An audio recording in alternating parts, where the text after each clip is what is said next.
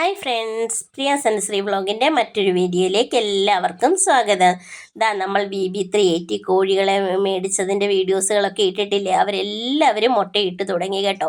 അപ്പോൾ മുട്ടയൊക്കെ ഇട്ട് തുടങ്ങിയപ്പോൾ എനിക്ക് വളരെയധികം സന്തോഷമായി. അതേപോലെ തന്നെ നമ്മളുടെ ഈ വീഡിയോ കണ്ടത് BB380 കോഴികളെ ഞാൻ പോയി വാങ്ങിയതും അവരുടെ ഓരോ അപ്ഡേഷൻസും ഞാൻ എൻ്റെ വീഡിയോ ആക്കി ചാനലിൽ ഇട്ടിട്ടുണ്ട്. അതൊക്കെ കണ്ടിട്ട് നമ്മളെ എറണാകുളത്ത് നിന്നൊരു കുട്ടി വിളിച്ചിരുന്നു കേട്ടോ. അവരും ഇതുപോലെ BB380 കോഴിയെ മേടിച്ചു. ഞാൻ മേടിച്ച അവിടുന്ന് തന്നെയാണ് മേടിച്ചത്. പന്തളം ഫാമിംഗ് സൊല്യൂഷൻ എന്ന് പറഞ്ഞ ആളുടെ കയ്യിൽ നിന്ന് തന്നെയാണ് മേടിച്ചതെന്നൊക്കെ പറഞ്ഞ് എന്നെ വിളിച്ചിരുന്നു. അതൊക്കെ കേട്ടപ്പോൾ എനിക്ക് വളരെയധികം സന്തോഷം തോന്നി. ഇവരെല്ലാവരും മുട്ടയിട്ട് തുടങ്ങി. അപ്പോൾ രാവിലെ ഞാൻ ഇവരുടെ അടുത്ത് പോയി. എപ്പോഴും ഞാൻ വീഡിയോയ്ക്ക് അവിടെ നിന്ന് തന്നെ സൗണ്ട് കൊടുത്തങ്ങ് പറഞ്ഞിങ്ങ് എടുക്കുന്നത്. പക്ഷേ ഇന്നുണ്ടല്ലോ എനിക്ക് അങ്ങനെ പറ്റുന്നില്ല. കാരണം ഇവർ ഭയങ്കര ഒച്ചയും മേളവും ഉണ്ടാക്കും. അതുകൊണ്ട് ഞാൻ ഓർത്ത് സൗണ്ട് പിന്നീട് കൊടുക്കാം എന്ന് കരുതി വീഡിയോ എടുത്തുകൊണ്ട് പോകുന്നു കേട്ടോ. ഇവരെല്ലാവരും മുട്ടയിട്ടു. രാവിലെ തീറ്റ ഇട്ട് കൊടുത്തിട്ടില്ല. അവർ വഴക്കാണ്. ഞാൻ തീറ്റ കൊടുക്കുന്നതിന് മുമ്പേ തന്നെ അവരെനിക്കുള്ള മുട്ട തന്നു കേട്ടോ. അവർ ഭയങ്കര ബുദ്ധിയുള്ള ആൾക്കാരാണ്. നമ്മൾ കൊടുക്കുന്ന തീറ്റയ്ക്ക് മൂല്യം തരുമല്ല, നമ്മൾ തീറ്റ കൊടുക്കുന്നതിന് മുമ്പേ തന്നെ അവർ നമുക്കതിനുള്ള പ്രതിഫലം തന്നു കഴിഞ്ഞു. അപ്പോൾ നമുക്ക് പിന്നെ തീറ്റ കൊടുക്കാൻ സന്തോഷം തോന്നും. ഞാൻ ഒരാൾക്ക് 80 ഗ്രാം തീറ്റയായിരുന്നു ചെറുപ്രായത്തിൽ കൊടുത്തുകൊണ്ടിരുന്നത്. അത് മാറ്റിയിട്ട് ഇപ്പോൾ 100 ഗ്രാം തീറ്റ വെച്ച് കൊടുക്കുന്നുണ്ട് കേട്ടോ. അതിൻ്റെ ഇടയ്ക്ക് ഞാനൊരു കാര്യം പറഞ്ഞോട്ടെ. അവർക്കല്ല ഈ തീറ്റ എടുക്കുന്നത്. ഇതിപ്പം നമുക്കിവിടെ നാടൻ കോഴികൾ നിൽപ്പുണ്ട്. അവർക്ക് കൊടുക്കാൻ വേണ്ടിയിട്ട് എടുക്കുന്ന, അതായത് നാടൻ കോഴി എന്ന് വെച്ചാൽ മറ്റവരും BB3 നാടൻ തന്നെയാണ്. അല്ലാതെ മുറ്റത്ത് അഴിച്ചു വിട്ട് വളർത്തുന്ന ഗ്രാമശ്രീ ഇനത്തിൽപ്പെട്ട കോഴികൾ നമ്മുടെ കൂട്ടിലുണ്ട്. അവർക്ക് കൊടുക്കാനാണ് തീറ്റ എടുത്തിരിക്കുന്നത്. അവർക്ക് ഞാൻ അല്പം ഗോതമ്പ് തവിട്, ഒരു കുറച്ച് കോഴിത്തീറ്റ, അതേപോലെ തന്നെ നമ്മുടെ വീട്ടിൽ വരുന്ന എല്ലാ സകലമാന വേസ്റ്റുകൾ, തലേദിവസത്തെ മെഴുക്കുവരട്ടി കാണും, തോരൻ കാണും, അവിയൽ കാണും, ചക്ക വേവിച്ചത് ഉൾപ്പെടെ അതിനകത്തിലുണ്ട്, മുട്ടക്കറി, അങ്ങനെ എന്തെല്ലാം എനിക്ക് തലേദിവസത്തെ വേസ്റ്റുകൾ വരുന്ന, അത് വേസ്റ്റ് എന്ന് വെച്ചാൽ ഫുഡ് വേസ്റ്റുകൾ വരുന്ന, അതെല്ലാം ഞാൻ ഇവരുടെ തീറ്റയിൽ ഉൾപ്പെടുത്തുന്നത്. ഈ ഒഴിച്ചു കൊടുത്ത ഈ മരുന്ന് എന്താണെന്നറിയാം. ഇത് നമ്മുടെ മൃഗാശുപത്രിയിൽ നിന്ന് കിട്ടുന്ന വൈറ്റമിൻസ് ആണ് കേട്ടോ. അപ്പോൾ ഇവർ പുറത്ത് നടന്ന് തിന്നുന്നവരാണേലും ഞാൻ ഇവർക്ക് ഇച്ചിരി വൈറ്റമിനൊക്കെ കൊടുക്കും. എല്ലാം കൂടെ ഉണ്ട്. എല്ലാവരും കൂടെ ഇതിൻ്റെ മണ്ടയ്ക്ക് കയറി കണ്ടോ, ഭയങ്കര ശല്യം. അപ്പം ഞാൻ അവർക്ക് തീറ്റയൊക്കെ ഇട്ട് കൊടുക്കാൻ പോവാണ്. ഇവർക്ക് പുറത്ത് തന്നെ ഇവർ ഈ കോമ്പൗണ്ട് ഞാൻ കണ്ടില്ലേ, കോമ്പൗണ്ട് തിരിച്ചിട്ടിരിക്കുകയാണ്. ഈ കോമ്പൗണ്ടിനകത്ത് ഇവരിവിടെ നടക്കുന്നത്. ഇവർക്ക് തീറ്റ ഇവിടെ ഇട്ട് കൊടുക്കും.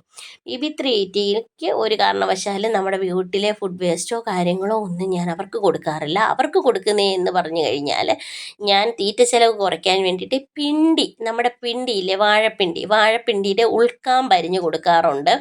അതുപോലെ തന്നെ പനിക്കൂർക്ക ഇല കൊടുക്കാറുണ്ട്. അതുപോലെ ഇലവർഗ്ഗങ്ങളൊക്കെ അരിഞ്ഞിട്ട് കൊടുക്കാറുണ്ട്. അല്ലാതെ ചോറ്, അരിയെ അങ്ങനെയുള്ള സാധനങ്ങളൊന്നും നമ്മുടെ BB3ക്ക് കൊടുക്കാറില്ല.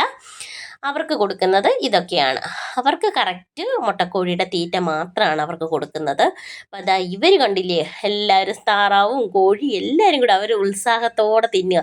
അവർക്കുള്ള രാവിലെ ബിരിയാണി കിട്ടിയ പോലെ. ഈ എടുക്കുന്നത് BB380 കോഴികൾക്കുള്ള തീറ്റയാണ്. അവർക്ക് ഈ 2 പാത്രം തീറ്റയാണ് ഞാൻ കണക്കാക്കി ഇങ്ങനെ കൊടുക്കുന്നത്. ആളൊന്നിക്ക് 100 ഗ്രാം തീറ്റ വെച്ച് ഞാൻ അവർക്ക് കൊടുക്കും. അവർക്കുള്ള തീറ്റയ്ക്കകത്ത് അതുപോലെ തന്നെ തീറ്റ കൊടുക്കുന്നത് ഞാൻ ഈ പൊടിയായിട്ട് ഇങ്ങനെ കൊണ്ടങ്ങ് ഇട്ട് കൊടുക്കില്ല കേട്ടോ. അങ്ങനെ കൊടുക്കുമ്പോൾ എനിക്ക് തന്നെ ഒരു മടിയാണ്. നമ്മളൊന്ന് ആലോചിച്ച് നോക്കിയേ, നമ്മൾ കുറേ പൊടി ഇങ്ങനെ നമ്മൾ കൊത്തി തിന്നാൽ നമ്മുടെ മേലെണ്ണാക്കിലും അവിടെ ഇവിടെ എല്ലാം ഒട്ടത്തില്ലേ. അപ്പോൾ ഒട്ടാതിരിക്കാൻ വേണ്ടിയിട്ട് ഞാൻ ചെയ്യുന്ന കാര്യമാണ്, ഈ കോഴിക്ക് തീറ്റ കൊടുക്കുമ്പോൾ അവർക്ക് കൊടുക്കാനുള്ള മരുന്ന് വെള്ളത്തിൽ ഒഴിച്ചതിന് ശേഷം അത് ഇങ്ങനെ പുട്ട് പരുവത്തിലൊന്ന് നനച്ച് അവർക്ക് തീറ്റയായിട്ട് ഇട്ട് കൊടുക്കുകയാണ് ഞാൻ ചെയ്യാറുള്ളത്. നന്നായിട്ട് നനയ്ക്കും കേട്ടോ. ഇത് തന്നെ പുട്ടിൻ്റെ പരുവത്തിൽ ഇങ്ങനെ നനച്ച് കൊടുക്കുമ്പോൾ അവർക്ക് കൊത്തി തിന്നാനൊരു സൗകര്യവും ഉണ്ട്. ഒരു കൊത്തി പെട്ടെന്ന് തിന്നും കേട്ടോ. ഇവർക്ക് തീറ്റ ഇട്ട് കൊടുത്താൽ BB380 കോഴികളെ ശ്രദ്ധിച്ചോളൂ. ഓവർ തീറ്റ കൊടുത്താൽ ഇങ്ങനെ കൊത്തി തിന്നോണ്ടേയിരിക്കും. അവർക്ക് കണക്കിന് മാത്രമേ കൊടുക്കാവൂ ആണ് അവർക്ക് കൊടുക്കുന്നത്. അങ്ങനെ നനച്ച് കൊടുക്കുമ്പോൾ എൻ്റെ ഒരു വിശ്വാസം അവർക്ക് ശ്വാസതടസ്സമോ അങ്ങനെ കാര്യങ്ങളോ ഒന്നും ഉണ്ടാവാതെ അവർക്ക് ഈസി ആയിട്ട് ഫുഡ് കഴിക്കാൻ പറ്റും. അത് തന്നെയല്ല, അവർക്ക് കൊടുക്കുന്ന മെഡിസിൻസ് കൃത്യമായിട്ട് അവർക്ക് കിട്ടുമെന്നൊരു വിശ്വാസം. തീറ്റയാകുമ്പോൾ അവർ ഫുള്ളായിട്ട് പിറക്കി തിന്നുമില്ലേ. വെള്ളമൊക്കെ ആകുമ്പോൾ ചിലപ്പോൾ ചവിട്ടി കമത്തി അങ്ങനെ ഇങ്ങനെയൊക്കെ കളഞ്ഞെന്ന് വരും. അപ്പോൾ തീറ്റയാകുമ്പോൾ ഇത് കഴിക്കും. അതുകൊണ്ട് ഞാനിങ്ങനെ തീറ്റയ്ക്കകത്ത് ഇളക്കി ആ മരുന്ന് കണ്ട് ആ മരുന്ന് വെള്ളമാണ് ഇങ്ങനെ ഒഴിച്ച് കൊടുക്കുന്നത്. അത് വൈറ്റമിനാണ്, നമ്മുടെ മൃഗാശുപത്രിയിൽ നിന്ന് കിട്ടിയിരിക്കുന്ന വൈറ്റമിന്. അതിട്ട് ഇങ്ങനെ ഒഴിച്ച് ഇളക്കി അവർക്ക് അവരുടെ കൂടിൻ്റെ അടുത്ത് വന്ന് അവർക്ക് അളവ് പാത്രമൊക്കെ എനിക്കിവിടെ ഉണ്ട് കേട്ടോ. അളവ് പാത്രമൊക്കെ വെച്ച് അളന്നൊക്കെ ഇത്ര എന്നുള്ളത് എനിക്കൊരു അളവുണ്ട്. ആ അളവൊക്കെ വെച്ചാണ് ഞാൻ അവർക്ക് ഇങ്ങനെ ഇട്ട് കൊടുക്കുന്നത്. അവർക്ക് ആദ്യം തീറ്റ കൊടുക്കും. തീറ്റ കൊടുത്ത് കുറച്ച് കൊത്തിപ്പറക്കി തിന്നതിന് ശേഷമേ വെള്ളം കൊടുക്കത്തുള്ളൂ. അതെന്താണെന്നറിയാം, അപ്പോൾ വെള്ളത്തിലും മരുന്നുണ്ടല്ലോ, മരുന്നൊക്കെ കൃത്യമായിട്ട് അവർക്ക് കിട്ടണം. വൈറ്റമിനും കാൽസ്യവും ഒക്കെ അളവിൽ അവർക്ക് കിട്ടിയാലേ അവർ മുട്ടയിടത്തുള്ളൂ. കാരണം അവർ പുറത്തിറങ്ങി ഒന്നും കഴിക്കുന്നില്ല, നമ്മൾ കൊടുക്കുന്നതും അത്രമേ അവർക്കുള്ളൂ. അപ്പം നമ്മൾ അവരെ അതുപോലെ നോക്കണം. എനിക്ക് ജോലി എന്ന് പറഞ്ഞ് വരുന്നത് രാവിലെ അരമണിക്കൂർ ഇവരുടെ അടുത്ത് സ്പെൻഡ് ചെയ്യുക. അരമണിക്കൂർ വേണ്ട, ഇവർക്കെല്ലാം തീറ്റയും കൊടുത്ത് ഇവരെ ഒന്ന് നിരീക്ഷിച്ചെല്ലാം രാവിലെ അരമണിക്കൂർ, വൈകിട്ട് അരമണിക്കൂർ, 1 മണിക്കൂറിനുള്ളിൽ എൻ്റെ കോഴിയുടെ പരിപാടികളെല്ലാം കഴിയും. അപ്പോൾ ഏതൊരു വീട്ടമ്മമാർക്കും നമുക്ക് വീട്ടിൽ ഇതുപോലെ കുറച്ച് കോഴികളെയൊക്കെ വളർത്താൻ നല്ല വരുമാനമാണ്. അതിലൊക്കെ ഉപരി ഞാനൊരു സന്തോഷ വാർത്ത പറയട്ടെ. ഇവർ മുട്ടയിടാൻ തുടങ്ങി, മുട്ട ഇങ്ങോട്ട് കിട്ടാൻ തുടങ്ങി കഴിഞ്ഞപ്പോണ്ടല്ലോ എന്തോ സന്തോഷമാണെന്നറിയാം. ഇവരുടെ അടുത്ത് പോകുമ്പോൾ ഇങ്ങനെ നമ്മൾ നിൽക്കുമ്പോൾ തന്നെ ചിലപ്പോൾ ഉണ്ടല്ലോ ലൈവായിട്ട് മുട്ടയിടും. കണ്ടോണേ, എന്നിട്ട് ഇപ്പോൾ ഇവിടെ ഒരു മുട്ട വീഴുന്നുണ്ട്. ഇന്ന് ഇങ്ങനെ ഞാൻ എടുത്ത് ഇങ്ങനെ തീറ്റയൊക്കെ ഇട്ട് കൊടുത്തുകൊണ്ടിരുന്നപ്പോൾ രാവിലെ വന്ന് മുട്ട പിറക്കുന്നൊക്കെ നിങ്ങളെ ആദ്യമേ ഞാൻ കാണിച്ചില്ലേ. ഇങ്ങനെ കണ്ടോ ലൈവായിട്ട് മുട്ട വന്ന് കണ്ടോ. അതിങ്ങനെ നമുക്കിങ്ങനെ കാണുമ്പോൾ ഭയങ്കര സന്തോഷം തോന്നുന്നേ. ഇവരുടെ അടുത്ത് പോയി നിന്ന് ഇവരിങ്ങനെ മുട്ടയിടുമ്പോൾ മറ്റേ അഴിച്ചു വിട്ട കോഴികൾ ഇങ്ങനെ വിട്ട കോഴികൾ എവിടെയെങ്കിലും ഒക്കെ പോയിരുന്ന് മുട്ടയിടുന്നത് നമ്മൾ കാണുന്നൊന്നുമില്ലല്ലോ. അതേസമയം ഇവരുടെ അടുത്ത് ഇങ്ങനെ വന്ന് നിൽക്കുമ്പോൾ ഇവരിങ്ങനെ ലൈവായിട്ട് മുട്ടയൊക്കെ ഇട്ട് കാണിക്കുമ്പോൾ നമുക്ക് ഭയങ്കര സന്തോഷം തോന്നും. ഏതൊരു വീട്ടമ്മമാർക്കും അവരുടെ വീട്ടിൽ ഒരു 20 കോഴി, ഞാൻ ഒത്തിരി ഒന്നും പറയുന്നില്ല, അതായത് ഇതുപോലൊരു ചെറിയൊരു കൂടും 10-20 കോഴിയുമായിട്ട് നമുക്ക് ആർക്ക് വേണമെങ്കിലും വളർത്താം.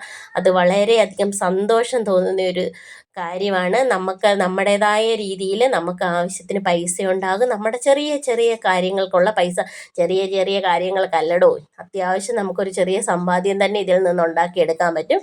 പക്ഷേ ഇത്തിരി കഷ്ടപ്പെടണം.